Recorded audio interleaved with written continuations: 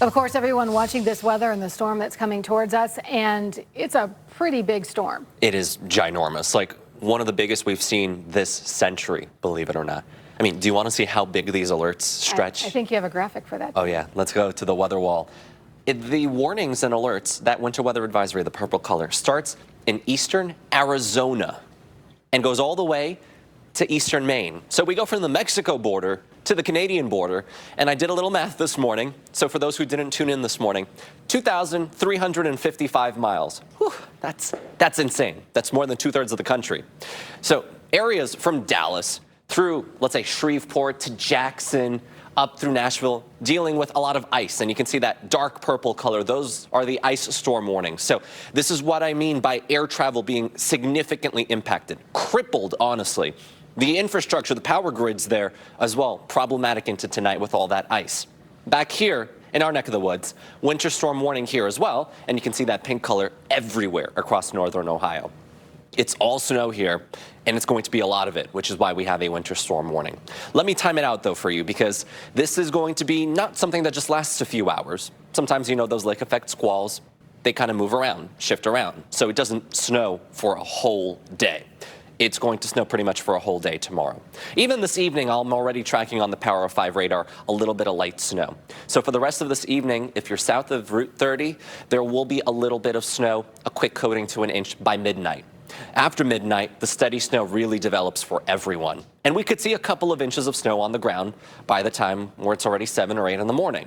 Then it's showtime for the heaviest of the snow, sun up to sundown. And there will be heavy snow bands. I'll show you that on Futurecast in a moment. But even once those heavy snow bands get out of the way, we still got a few more bands on and off throughout Sunday night and into Monday morning. So here's that snow. Notice how it becomes steadier. That blue becomes a little darker after midnight. That's an indication that we're going to see more intense snow. It's not really the heaviest snow in the world, not until at least we get after 8 or 9 a.m. Look at some of these deep blue colors. And they're most consistent closer to the storm. Storm track is to the south and east of us. So you can see those darker colors south and east of Akron. Elyria, Norwalk, Sandusky, sure, it might not be as heavy, but it's still moderate to heavy at times. And that's enough to get you over 6 inches of snow, even out toward Fremont now as well. 18, 19 degrees. It's going to be a fluffy snow all afternoon long. It's going to stack quick. Sure, it's light. It'll be easier to shovel, kind of do the snowblower kind of thing, but we're going to start to see blowing and drifting snow as the wind picks up Sunday night into Monday morning, and I'm going to be tracking a little bit of lake effect.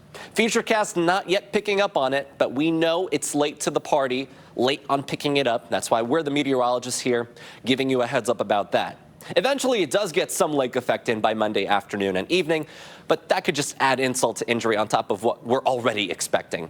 Now, if you've been on Facebook or Instagram, on my Facebook, I posted this first earlier this afternoon while the NBA game was on. So 8 to 12 inches. We upped the forecast a little bit. Why? I mean, you saw the Futurecast and how much of that heavy snow is rolling on through. Storm track just a little closer. The storm itself, a little stronger. It's really semantics at this point. It's potato, potato. It's going to be 8 to 12, 6 to 10. You're not really going to tell too much of a difference. You're going to see, hey, it's heavy snow out there. It's a lot of snow on the ground. Closer to 10 inches here in downtown Cleveland, but the chance for a foot or more lies farther to the south. I mean, there's a chance here we also get a foot, but the most likely opportunity for a foot plus south of Route 30 could be 13, 14, 15 inches in some isolated spots as well. Pretty crazy stuff.